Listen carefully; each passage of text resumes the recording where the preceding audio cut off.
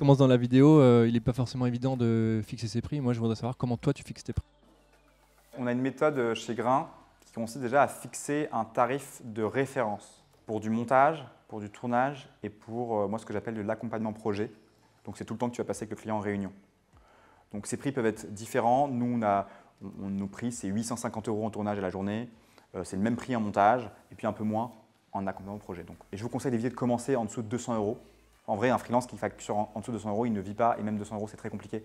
Même 250, même 300. Voilà. Commencez dans cette zone-là si vous n'êtes pas à l'aise et que vous ne savez pas par où commencer. Ce qui est important, c'est de se sentir à l'aise déjà, se sentir aligné avec le prix que vous avez proposé. Si vous facturez 2000 € et que vous ne vous sentez pas du tout à l'aise, ne le faites pas, surtout pas. Donc déjà, commencez dans ces eaux-là. Ce qui est important ensuite, c'est de demander au client son budget.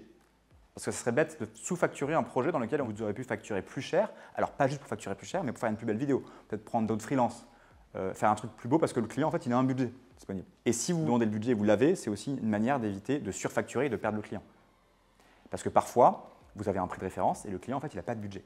Mais dans ce cas-là, demandez-lui. J'ai besoin de savoir votre budget pour savoir comment faire la meilleure vidéo possible pour vous. S'il insiste, et bien dans ce cas-là, vous facturez votre tarif de référence. Ce tarif de référence peut ensuite varier, c'est ça qui est intéressant. Si c'est la première fois que vous faites un projet et vous avez besoin de l'avoir dans votre portfolio, ou alors qu'il y a, en faisant ce projet-là, vous avez rencontré tel réalisateur qui va être hyper important pour vous, dans ce cas-là, je vous incite à baisser votre prix ou en tout cas facturer un prix où vous êtes sûr que le client va accepter parce que ce serait dommage de perdre ce projet-là alors que vous voulez absolument le faire. Donc il peut varier ce prix de référence. Et par contre, si jamais vous faites un projet pour la 10e fois et que ça vous saoule de le faire avec des clients embêtants, dans ce cas-là, vous pouvez facturer à votre tarif de référence.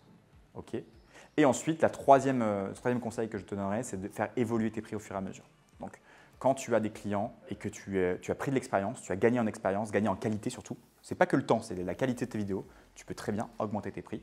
Et dans ce cas-là, en augmentant tes prix, tu vas juste baisser ton nombre de clients. C'est juste la loi de l'économie. Tu as plein de clients pas chers, tu vas avoir plus de temps pour toi, avoir plus d'argent, bah, tu augmentes tes prix et tu réduis tes clients et ils sont plus chers. Et au contraire, tu penses que les clients vont dire mais non, pas possible, mais si tu l'expliques bien, tu prends un call avec lui, déjà tu ne lui dis pas à la fin d'une prod, en fait, nouveau devis, voilà, c'est tant. Non, tu prends un call avec lui, tu lui expliques. Ça fait 1 an, 2 ans qu'on travaille ensemble. Moi, de mon côté, j'ai évolué. Maintenant, j'ai des équipes, j'ai du nouveau matériel. J'ai évolué aussi dans la qualité de mes vidéos. Donc, en fait, je souhaite augmenter mes prix. J'ai adoré tout le travail qu'on a fait ensemble. J'ai envie de continuer à vous accompagner. Donc, il faut rester pro. Vous allez voir que la majorité du temps, les clients vont dire mais génial. Au contraire, ils sont contents de vous aider à vous développer. Et pour eux, c'est beaucoup plus embêtant de trouver un nouveau freelance débutant qui ne connaît pas du tout l'entreprise que juste d'augmenter un peu vos tarifs.